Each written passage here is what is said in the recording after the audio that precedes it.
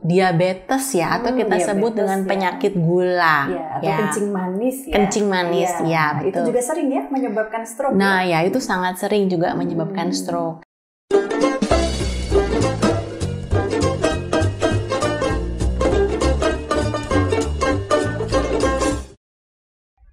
Hai there. Hai there. Kita jumpa lagi dalam acara Hai there. Kali ini dalam episode Hai there Medical Made Easy, yang artinya bahwa kami ingin membuat suatu acara di mana medis itu akan diterangkan dalam bahasa yang semudah mungkin. Ya, saya Dr. Karina. Kali ini telah hadir bersama saya Dr. Anastasia Maria Loho, spesialis syaraf, yang merupakan teman sejawat saya di Klinik Hyendra. Selamat datang Dr. Anas. Ya, terima kasih Dr. Karina. Terima kasih. Nah, kita jarang ketemu nih karena jam prakteknya suka beda. Nah, kali ini kita akan membahas soal stroke. Ya, kayaknya sih orang-orang merasa sudah tahu gitu ya, stroke itu tuh apa. Tapi pada kenyataannya, tadi pas latihan, saya pun tuh bingung gitu pas diterangin stroke. Oh, ternyata tidak semudah yang saya sangka. Baik, mari kita sekarang langsung tanyakan ke Dr. Anas. Stroke itu tuh apa sih, Dok? Ya, stroke itu adalah gangguan fungsi otak akut yang terjadi lebih dari 24 jam. Dan bisa bersifat ringan sampai yang berat, tergantung dari besar pembuluh darah yang terkena. Ya, jadi penyebabnya juga adalah karena ada permasalahan pada pembuluh darah otak. Seperti itu. Jadi gangguannya sudah pasti di pembuluh darah otak. Iya, betul, di pembuluh darah otak permasalahannya. Namun stroke itu ada dua macam, Mbak Karin. Jadi kalau misalnya yang pertama yang tersering itu adalah stroke sumbatan. Nah, stroke sumbatan itu adalah jadi di pembuluh darah otak itu terjadi sumbatan. Nah, gejalanya nanti tergantung dari pembuluh darahnya yang kecil ataukah pembuluh darah besar yang terkena sumbatan. Dan yang jenis yang kedua adalah stroke perdarahan. Nah, pada stroke perdarahan ini terjadi pecah pembuluh darah. Pecah pembuluh darahnya bisa pecah pembuluh darah di otak atau bisa juga pecah pembuluh darah yang terdapat di selaput otak. Seperti itu. Jadi ini memang masalahnya di pembuluh darah ya, baik karena sumbatan maupun karena perdarahan, pecah pembuluh darah. Nah, kalau kita bedakan gitu ya, penyebabnya kita bedakan, sebenarnya gejalanya tuh sama nggak sih? Secara umum gejalanya sama, karena sebenarnya penyebabnya kan karena ada sesuatu di pembuluh darah otak, ya. Nah, untuk gejalanya sendiri yang biasanya kita temui adalah yang pertama gangguan bicara. Gangguan bicaranya bisa berupa bicaranya menjadi pelo, atau kesulitan dalam berkomunikasi, atau kita sebut dengan gangguan bahasa. Selain itu juga ada gejalanya yang lain seperti gejala permasalahan kekuatan tangan dan kaki. Mungkin gejala untuk gangguan kekuatan ini yang lebih sering dikeluhkan pasien ke kita. Jadi mengeluhkan misalnya tangan dan kaki kanannya lemas sebelah, atau tangan dan kaki kirinya yang lemas, seperti itu. Atau bisa juga gejalanya berupa mulutnya mencong sebelah, seperti itu. Nah, atau bisa juga mengenai gangguan gejala sensorik. Jadi ada misalnya kebas sebelah sisi badan, atau beberapa kasus juga mengalami gejala pusing berputar atau vertigo, seperti itu. Oh, bahkan vertigo itu ternyata salah satu gejala dari stroke, bisa jadi ya? Bisa, tergantung dari bagian mana yang terkena. Kalau misalnya terkenanya di pusat keseimbangan di otak, ya tentunya bisa menimbulkan gejalanya seperti vertigo. Oh, baik. Ya, memang karena otak kita tuh kan fungsinya macam-macam ya, Dok. Ya, jadi betul. di mana yang kena, itu yang kena gejalanya ya? Ya, seperti itu. Baik-baik. Nah, kalau orang awam, mereka kan suka bilangnya kalau berat itu pasti stroke-nya yang berdarah gitu, yang pecah. Apakah selalu begitu? Kalau sumbatan itu yang lebih ringan gitu? Itu sebenarnya tergantung dari lokasinya. Jadi kalau misalnya mengenai pembuluh darahnya yang kecil, ya tentunya gejalanya akan lebih ringan. Dibandingin kenanya di pembuluh darah yang lebih besar, misalnya tentunya area otak yang kena yang mengalami gangguan akan menjadi lebih luas. Sehingga gejalanya pun akan menjadi lebih berat atau lebih banyak. Ada yang mungkin gejalanya ringan, tangannya masih bisa diangkat walaupun hanya sedikit. Ada yang misalnya sama sekali nggak bisa diangkat. Nah, berarti kan yang tidak bisa diangkat sama sekali tentunya lebih berat biasanya, seperti itu. Dan bahkan kesadarannya bisa sampai turun ya? Betul, jadi kalau mengenai pusat kesadaran atau terjadi penekanan yang sangat besar ke pembuluh darah, ke fungsi di otak, tentunya juga kan sampai menyebabkan kesadarannya turun, seperti itu. Atau bahkan yang terberat ya bisa sampai meninggal dunia. Iya, karena otak tuh fungsinya sangat vital ya untuk kehidupan kita. Betul sekali. Nah, kalau kita tadi sudah membahas soal gejalanya, nah kira-kira tuh ada nggak sih orang-orang yang memang dia lebih rentan untuk kena stroke gitu? Kalau kita bilangnya di medis tuh faktor resiko ya dok ya? Ya, betul. Jadi pada dasarnya kerentanan seseorang untuk terjadinya stroke itu dibagi menjadi dua. Jadi yang bisa diubah atau kita sebutnya bisa dimodifikasi, dan yang tidak bisa diubah atau yang tidak bisa dimodifikasi. Misalnya yang tidak bisa dimodifikasi itu seperti usia. Tentunya usia nggak bisa kita ubah ya dok. Terus yang kedua adalah jenis kelamin. Jenis kelamin wanita dan pria, ada beberapa penelitian yang menunjukkan bahwa wanita lebih tinggi dibandingkan pria. Seperti itu. Wanita lebih sering kena stroke? Waduh, gawat nih. Kemudian yang kedua, yang tadi adalah faktor yang bisa dimodifikasi. Nah, untuk yang bisa dimodifikasi ini yang kita bisa ubah, misalnya satu gaya hidup kita, supaya kita lebih banyak berolahraga, seperti itu. Jadi resikonya kalau kita tidak berolahraga, misalnya seperti 2 kali dalam seminggu dengan lamanya sekitar 20-30 menit, nah yaitu kita salah satu beresiko untuk terkena stroke misalnya. Jadi kurang bergerak ya istilahnya kita bilang ya. Terus yang kedua adalah obesitas misalnya. Jadi orang yang gemuk seperti itu ya resikonya lebih tinggi. Terus selain itu juga ada darah tinggi. Nah, darah tinggi mungkin yang sering kita temui, kemudian juga diabetes ya, atau kita sebut dengan penyakit gula, atau kencing manis ya. Kencing manis ya, betul. Itu juga sering ya menyebabkan stroke. Nah ya itu sangat sering juga menyebabkan stroke. Selain itu juga merokok, kebiasaan merokok itu juga menjadi salah satu faktor risiko untuk bisa terjadinya stroke. Seperti itu. Karena itu semua mungkin kena ke pembuluh darah ya? Ya, betul. Karena yang tadi kita bahas mengenai faktor resiko itu semuanya itu mengenai pembuluh darah. Sehingga pembuluh darahnya itu mengalami kerusakan ya kita bilang ya Mbak. Sehingga rentan terjadi sumbatan atau rentan terjadi pecah pembuluh darahnya. Jadi mesti berhati-hati ya, walaupun ada faktor-faktor yang kita tidak bisa hindari seperti usia yang bertambah, tapi tentu juga kita ada nih sebenarnya usaha-usaha untuk menurunkan faktor risiko yang lain yang kita bisa ubah ya, bisa kita modifikasi. Ya, olahraga ini penting nih karena pas pandemi ini, aduh semua jadi malas bergerak ya kayaknya.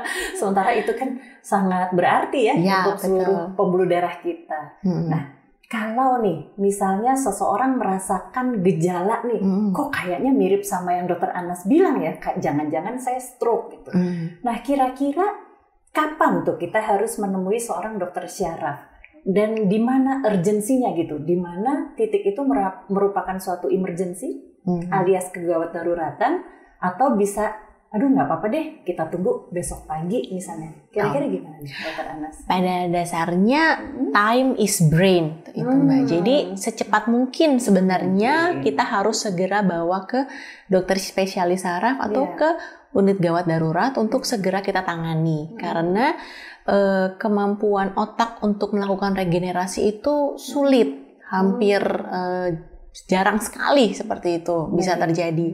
Sehingga kita sangat berpacu dengan waktu supaya apabila ada hal yang bisa kita kerjakan untuk seperti misalnya pada stroke sumbatan kita melakukan misalnya untuk melepaskan dari sumbatan tersebut dengan kita sebut dengan tindakan trombolisis misalnya, Mbak. Nah itu golden periodnya dalam 4,5 jam. Cuma 4,5 jam. Hanya 4,5 jam. Ya, tidak berfungsi lagi. Kurang efektif. Dan memang ada tindakan-tindakan lain yang bisa kita lakukan, tapi juga ada batas maksimalnya. Seperti misalnya untuk tindakan trombektomi kita sebut itu 1 kali 24 jam seperti itu.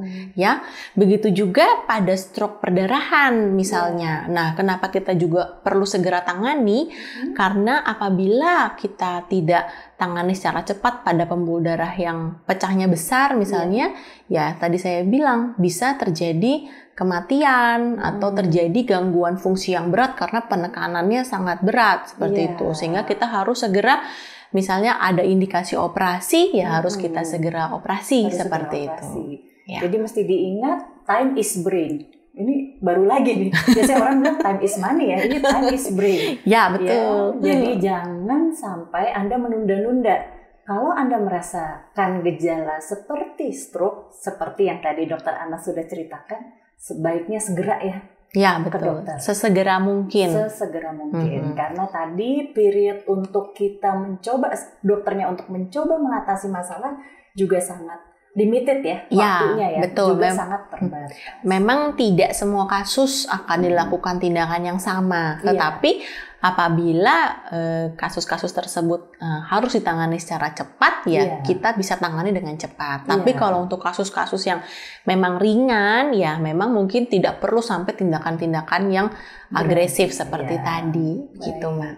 Nah, kalau nih, nauzubillah min dzalik ya, seorang menderita stroke gitu.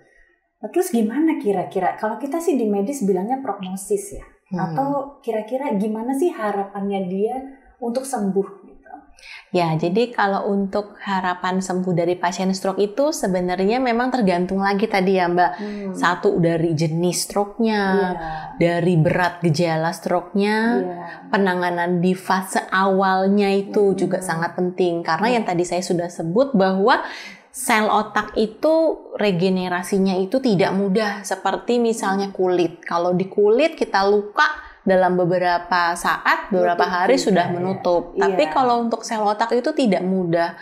Jadi penanganan di awal juga itu sangat penting untuk menentukan prognosisnya. Selain dari tadi besarnya pembuluh darahnya yang kena, dan juga selain itu juga dari komplikasi ya kita sebutnya. Jadi kadang-kadang ada yang mungkin stroke-nya tidak terlalu besar misalnya, tetapi punya komplikasi yang berat, misalnya ternyata punya gangguan jantung, punya gangguan ginjal seperti itu. Nah, tentunya itu juga mempengaruhi prognosis dari pasien. Jadi kalau misalnya mungkin kena stroke-nya ringan, ya prognosisnya untuk kesembuhannya banyak pasien saya juga bisa hampir 100% ya Mbak ya. Nah, tapi ya itu tadi. Jadi salah satunya selain daripada stroke itu sendiri, juga komplikasi akibat stroke itu juga menjadi salah satu yang perlu kita lihat untuk menilai prognosis pasiennya. Ya, jadi penanganannya sangat komprehensif. Jadi jangan lupa selalu berusaha untuk datang ke dokter yang tepat.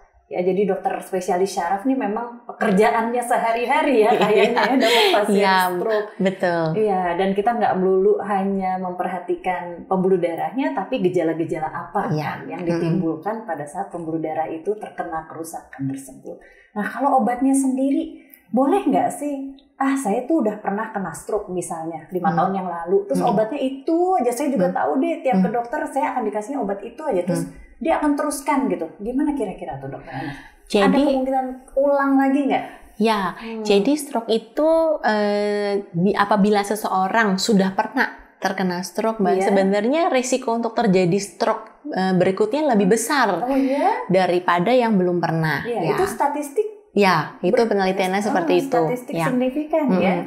Dan yang kedua juga untuk berulangnya stroke ini tentunya dari pengendalian faktor resiko. Jadi misalnya darah tingginya itu nggak terkendali atau gula darahnya tidak terkendali misalnya. Nah itu tentunya akan beresiko lebih tinggi untuk berulang seperti itu. Dan sering sekali mungkin saya juga sering dapat, Dok, kalau saya minum obat terus-menerus nanti ginjal saya rusak. Nah, padahal kalau memang tidak minum obat itu justru meningkatkan resiko untuk terjadinya stroke lagi atau ya komplikasi lain dari misalnya darah tinggi, ya justru itu yang menyebabkan gangguan ginjalnya sebenarnya, bukan dari obat-obatannya ya. Bukan obatnya, tapi hipertensi yang tidak terkontrol itu justru merusak ginjal. Iya, betul sekali. Ya. Baik, cukup komprehensif. Kita sudah dibatasi oleh waktu. Sayangnya Dokter Anas, terima kasih sekali lagi. Sama-sama. Semoga para pemirsa sekarang cukup jelas ya, walaupun hanya singkat saja.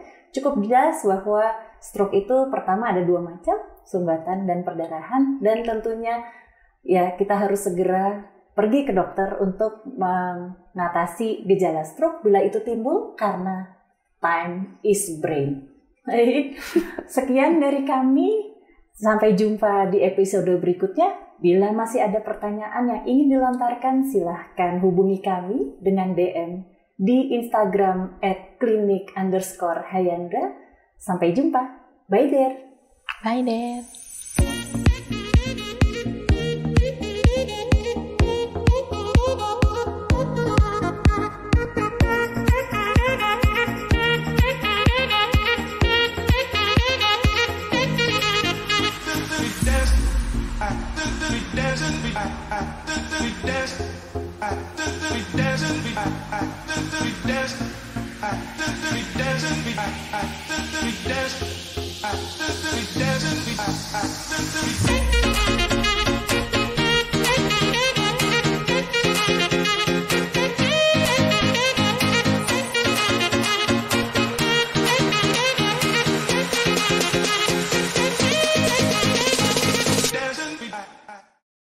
Hai there, kita jumpa lagi dalam acara Hai there. Kali ini dalam episode medical ulang.